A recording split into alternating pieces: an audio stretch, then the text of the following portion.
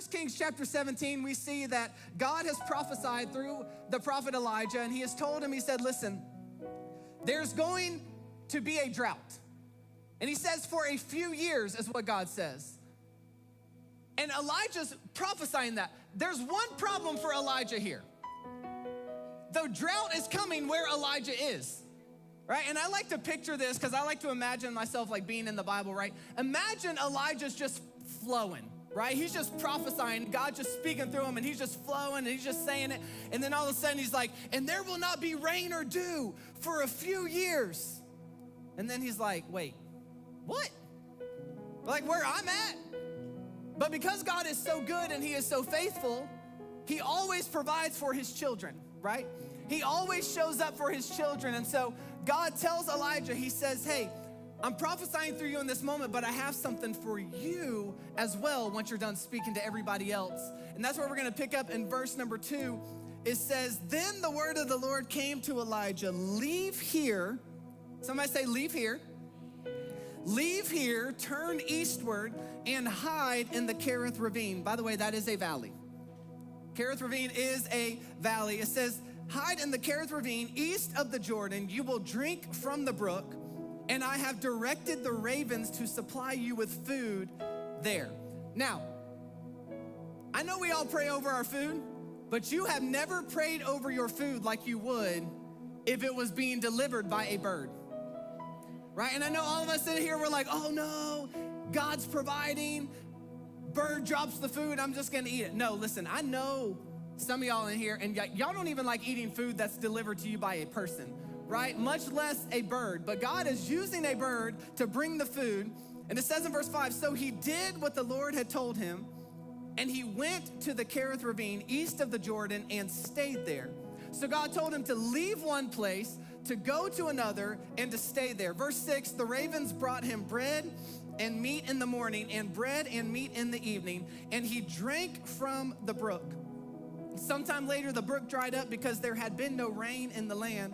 And the word of the Lord came to him, go at once to Zarephath in the region of Sidon and stay there. So once again, God shows up and tells him, I want you to leave where you are now, and I want you to go somewhere else, and I want you to stay there. See, all throughout this process, God is continually speaking to Elijah.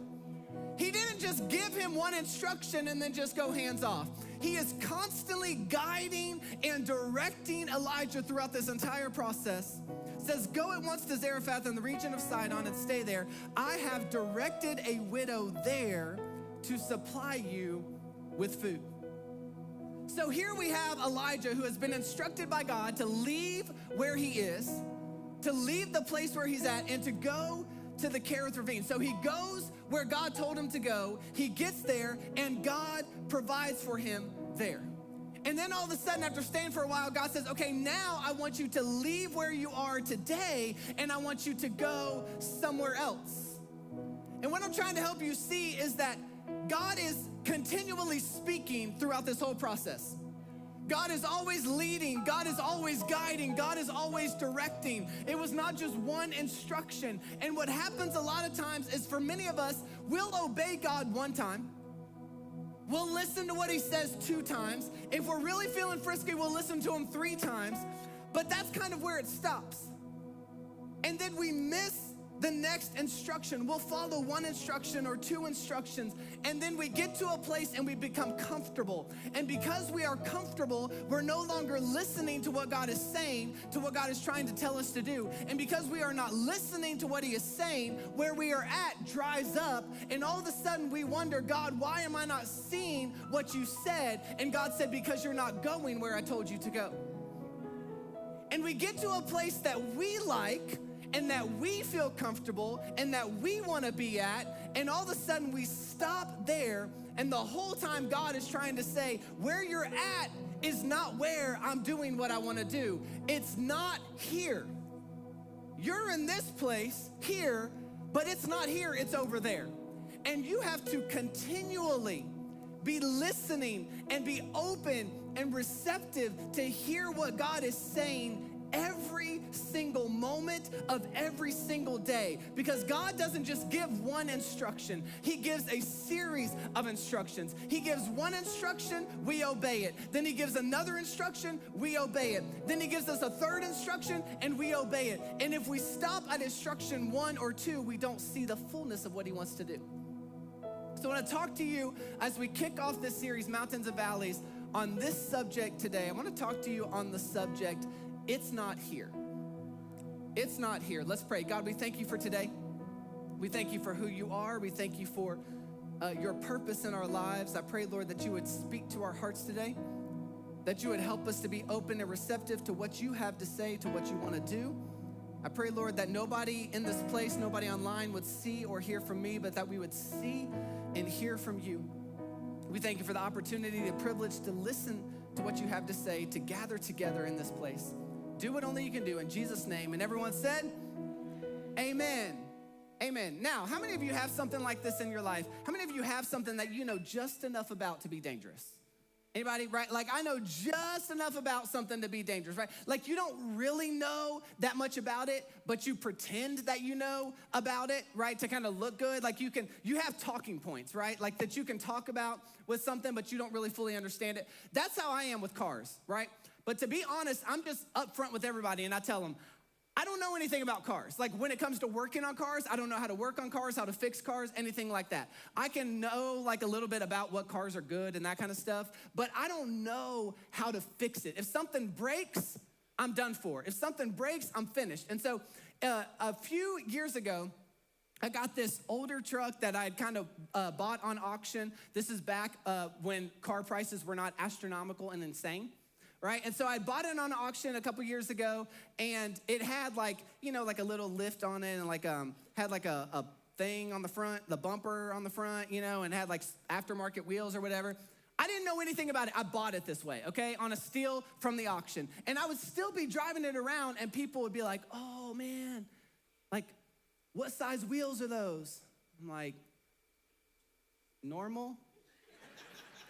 I don't know, you know, like, oh, what's the lift on that thing? And I'd be like, I don't know. Like, I don't know. I bought it this way, right? Like, I didn't know about it because I don't really know about working on cars. But the good thing is I have friends who do know, right? And that's what's important, is to know people who know how to do things that you don't know how to do. So I had friends who knew how to do it and how to work on it and all that kind of stuff. But one Sunday after church, I had to go show a couple houses for real estate. And so I took the family with me because it was kind of like on the way home.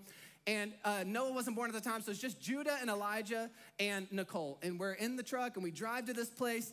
And I get out, and I'm like, okay, you know, like, stay in the car and be quiet, right? Like, just be invisible. So I go in, and I show this property. And when I come back out, the boys are in the front seat.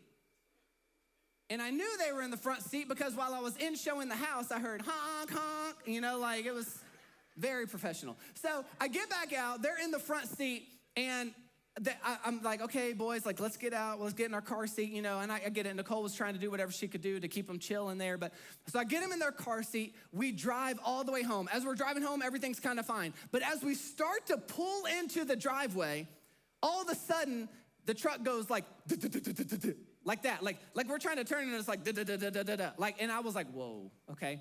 So Nicole's like, what's that? And I was like, I got a couple ideas, you know, just give me a moment. So I like get out of the truck, and I'm like walking around, you know, and I'm like looking under it like I know what I'm doing, and I'm like kicking the tires a little bit, and like, oh, I get back in, I was like, I don't know, I don't see it, we must have, you know, run over something. So then I go to pull up the driveway, and again, it's like, like this. And so we get to the driveway, or to the garage, I park, and I was like, hey, babe, you know, go ahead, y'all go inside, right? This is what I do. I get her away from the situation so I can call somebody who knows how to do it. And then I look like the hero when I fix it. So I told her, I was like, hey, babe, like, go ahead, y'all go inside. I'm gonna figure this out. And then I called my good friend, Mike Fitzhenry, right, from here at the church. And I call him, and he answered the phone, and he's like, hello?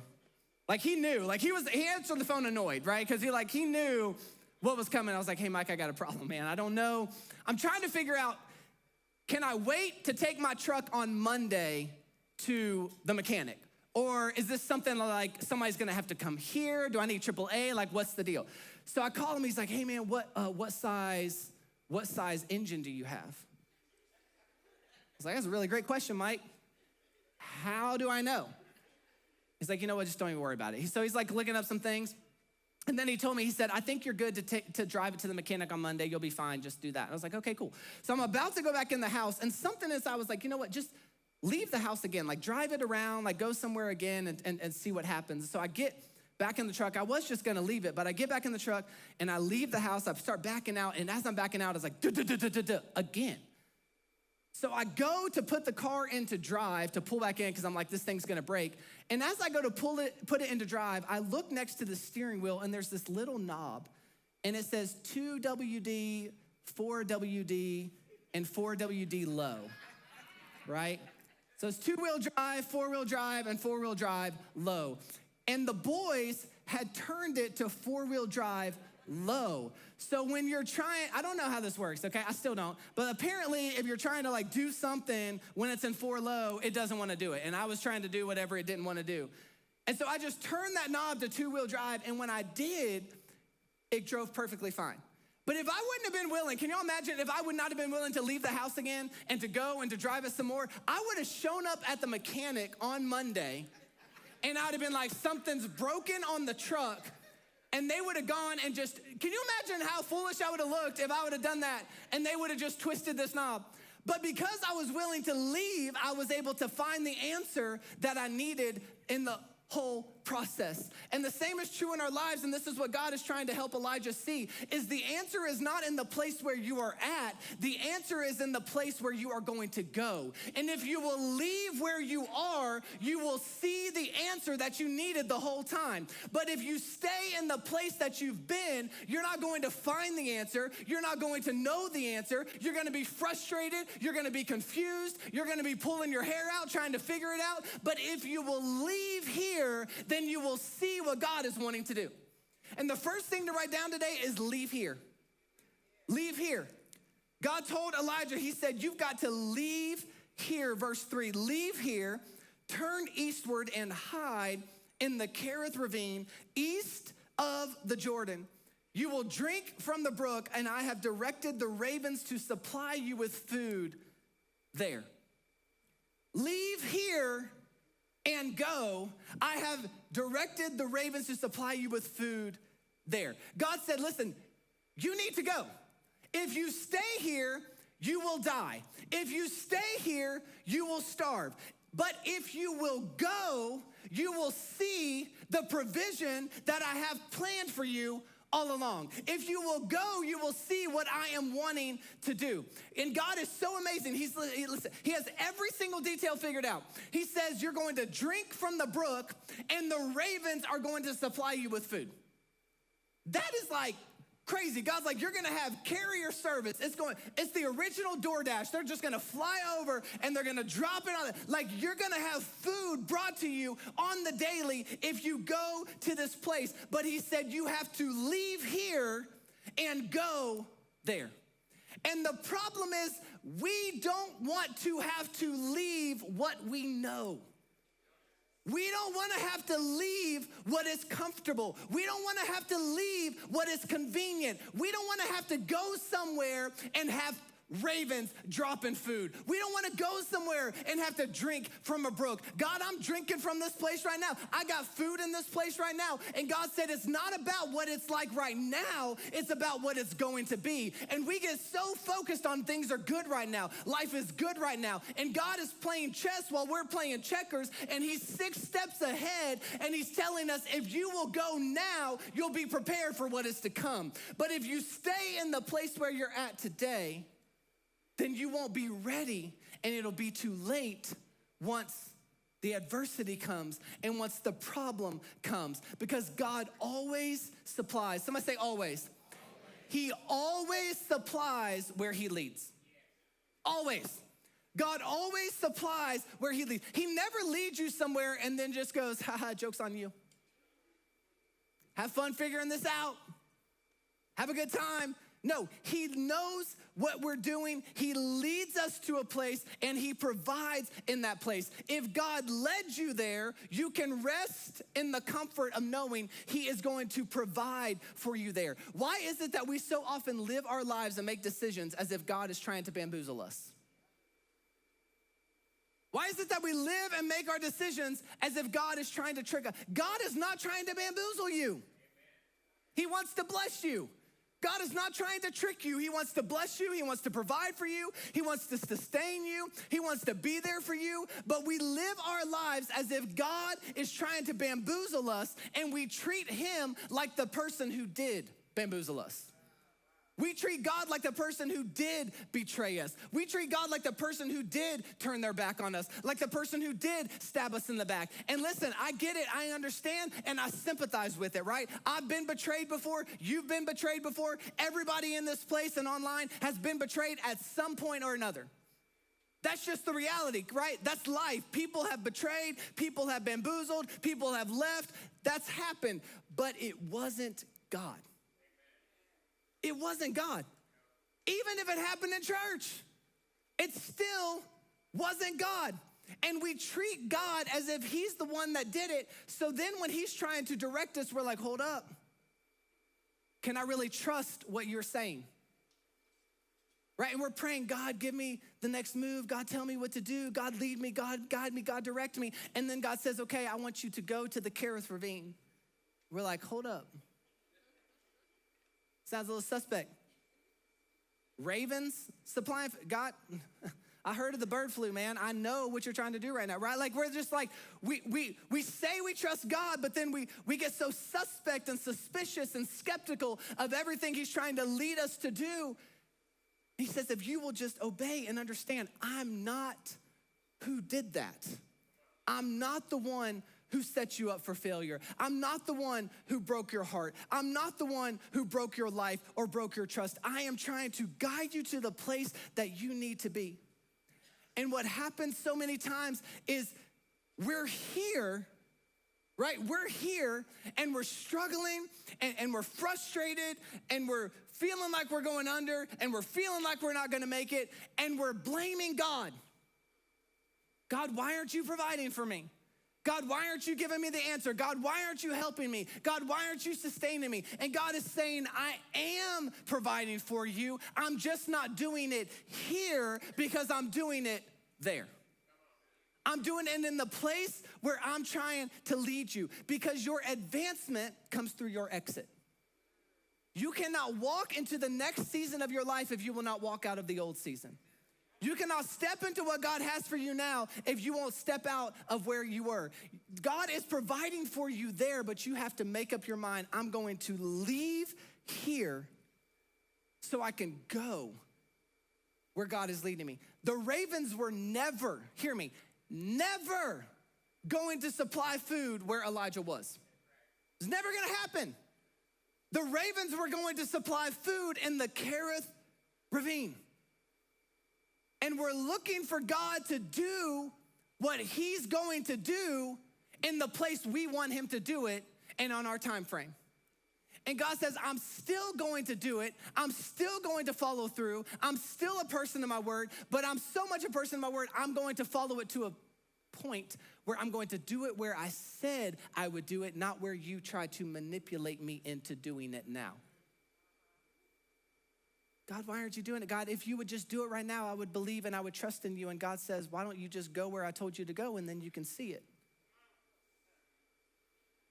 But we try to use our words and kind of try to guilt God sometimes. Maybe I'm the only one who's ever done this, right? Y'all, maybe you haven't, but like sometimes we try to guilt God into doing it on our time frame and in the place we want him to do it by saying, God, I trusted in you and I'm not seeing what you said. God, I trusted in you, but nothing is happening. God, I trusted in you, but I'm not seeing any progress. And God is saying, that's because you haven't gone where I told you to go. You haven't left where you were and gone. And once we make up our minds to leave here and to go where God is telling us to go, that's when we are able to grow there. And that's the next thing to write down today is to grow there. When God gives us simple instruction, the first step is always to obey. And then once we obey and once we go, then we can grow. Once we obey and go, then we can grow. Many want to grow, they just don't want to go. But it is not until you go to the place that God is leading you that you are able to grow in the place where he is leading you. It says in verse 5, so he did what the Lord had told him. That is so important. He did what the Lord had told him. He did it. He didn't think about it. He didn't pray about it. He didn't ask the pastor about it. He didn't ask his family about it. He didn't ask his friends about it. He didn't ask ChatGPT about it. He did what the Lord had told him. How many times has God spoken to our lives and the first thing we did was ask somebody else, hey, God, I'm pretty sure God told me to do, like, what do you think?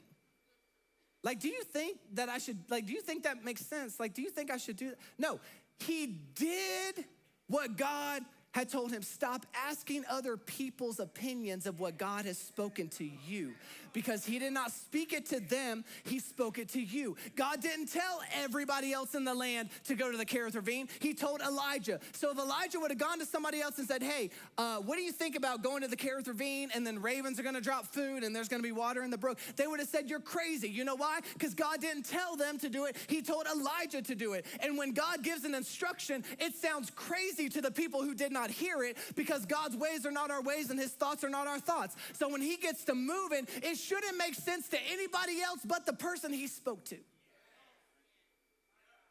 And we got to get to a place where we do as the Lord has told us. It says he did as the Lord had told him, and he went to the Kerith Ravine east of the Jordan and stayed there. And the ravens brought him bread and meat in the morning and bread and meat in the evening, and he drank from the brook. Look at the sequence here because it's important. He left where he was. He went where God told him to go. He did what the Lord told him to do, and then guess what he did? He stayed there. He stayed there. It says he went to the Kerith Ravine and he stayed there. See, once we get to where God is leading us, that's when we can begin to grow, but we can only grow if we stay there.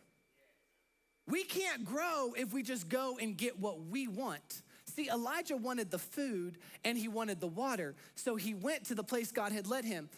But if he would have made up his mind, okay, I got some food and I got some water and now I'm going to go do my own thing, then he wouldn't have grown in the way that God wanted him to grow in this season in the valley. And a lot of times we do what God tells us to do just because we want to get what we want.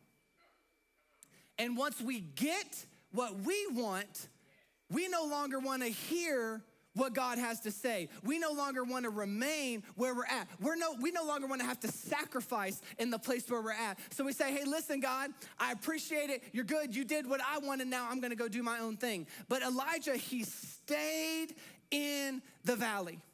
It says that once he got there, he stayed there. In other words, he was planted, flashback to our last series, Rooted. He was planted in the place where God led him. Too many of us, we spend all of our time daydreaming about where we want to be, that we miss out on what God is trying to do in the place where we're supposed to be.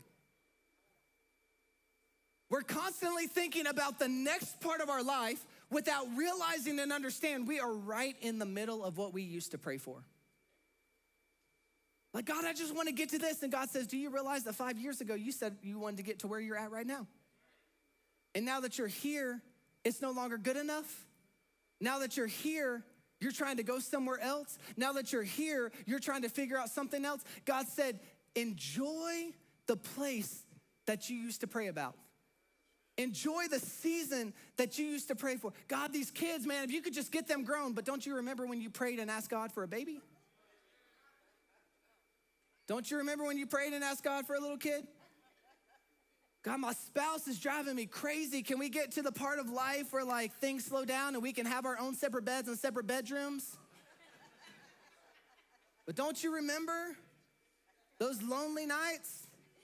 Lonely. I can't sing with my new microphones, what I've been told. It's the thing, I don't know. But God says, you're right in the middle of what you used to pray for, and you're already trying to go somewhere else. You're already trying to leave that place. Stay where you're at so you can grow where you are at. So you can grow and increase where you're at. And then on the flip side of that though, hear this. This is important as well. Because here's the problem. Many of us, we get to the place where we're growing, and that's where we become comfortable, and we stop listening to what God has to say. But God is always speaking. Listen, God is not just speaking to you when life is bad. God still is speaking when life is good. We have no problem crying out to God in the middle of a bad moment. But he is still speaking when life is good. In fact, he's telling you how to keep it that way. How to make sure you stay in the middle of his will and his plan for you. A lot of times we're like, God, I obeyed you. Now I'm good here. Now I'm comfortable here. And it's good for a while. And you're chilling and everything goes okay and you're growing. But then guess what? The brook dries up. The place where you're at dries up. But since we became comfortable, we were no longer listening for God's leading. We were no longer seeking his direction. And so now that the brook has dried up, we're missing what he's trying to do in the next place because we stayed stuck where we were. We stayed stuck where it was comfortable. We stayed stuck where it was convenient. We stayed stuck in the place that we wanted to be. He said, you gotta leave here. You gotta go there. Once you go there, you will grow there. And then the last thing he said is, okay, it's time to go again. Go again. That's the last thing to write down today, because follow me here. God tells Elijah, he says, I want you to go. And he leaves where he's at. He goes to the Kerith Ravine. Once he gets to the Kerith Ravine, he has ravens bringing food. He has water in the brook. He has all of these things provided for him. Everything is great. Elijah is planted, and God is doing what only he can do, and he's being provided for. And then all of a sudden, God shows up. And he says, hey, I know that you're comfortable. I know your bills are paid. I know your kids are acting right. I know you love everywhere that you're at. I know your job is amazing, but I'm come to just kind of stir it up a little bit, because if you stay on that job, what you don't know is that company is about to close down. So even though you've been comfortable in that job, you need to realize it's time to go somewhere else. I know that you're comfortable in the house that you're at, but what you got to realize is that there's a situation coming along that you don't know about, that you aren't prepared for. And if you don't leave here now, you're going to miss what I'm trying to do above and beyond. I know that your kids, you feel like they're settled and everything's going okay, but if you don't make some changes now, you're going to miss, and we become comfortable. And I think one of the most tragic and dangerous things in the church today is comfortable Christianity, where we are more focused on being comfortable than we are following Jesus.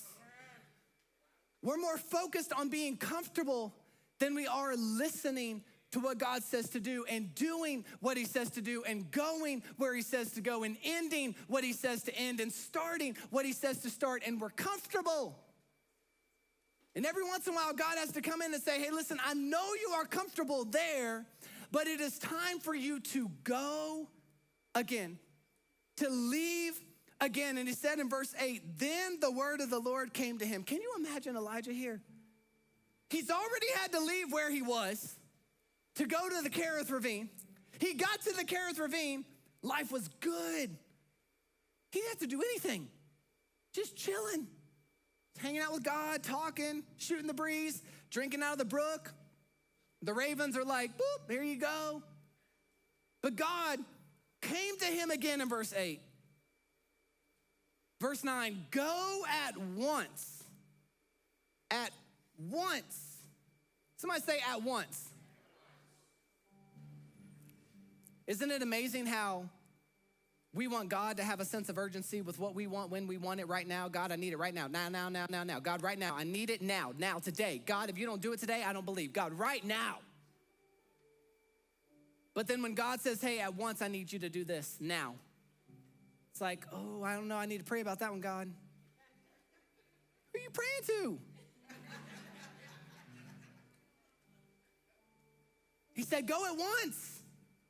May we have the same urgency in our obedience that we're constantly wanting God to have in our prayers. He said, go at once to Zarephath in the region of Sidon and stay there. I have directed a widow there to supply you with food. He said, go at once to Zarephath. At once. Once again, God says to go, and then he says, I have directed a widow where? There. I've directed a widow there to supply you with food. So Elijah obeyed God once and he went and he obeyed. Now it's time to obey God again and to go again. God provided for him in the brook. God provided for him with the ravens. And now he's speaking to him again. And what tends to happen is we obey God the first time and we obey God the second time. And we may even do it the third time. And we listen to his word a fourth time. And we listen a couple times. And then all of a sudden we're patting ourselves on the back. Man, I'm just like, I am a great Christian.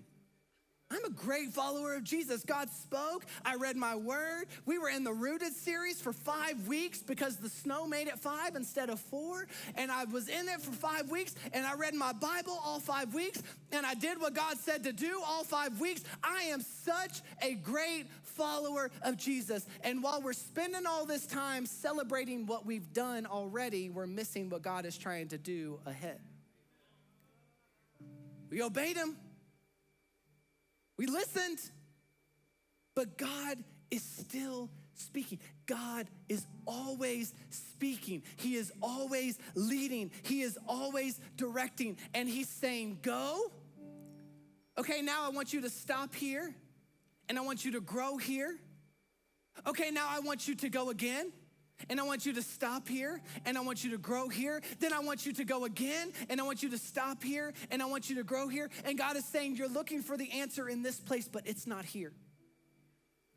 Go there, but don't stay there. Grow there, but don't stay there. Go again, but don't stay there. Because the answer is not in the place where you're at. The answer is in the place where I'm leading you to. See, life is not a sprint. Life is a journey. And we're looking for the answer now. I need an immediate answer now. And God says, enjoy the journey. The beauty is in the journey. The miracle is in the journey. The breakthrough is in the journey. It's not in the sprint. If it came in the sprint, you wouldn't have the endurance that you need to maintain it. But because you went on a journey, and because you went to this place and you trusted me, and you left and you went to this place and you trusted me, and you left and you went to this place and you trusted me, and you left and you went to this place and you trusted me. Now you are prepared for the longevity of what I want to do. You are prepared to maintain the thing I am trying to bless you with, that I am trying to provide you with.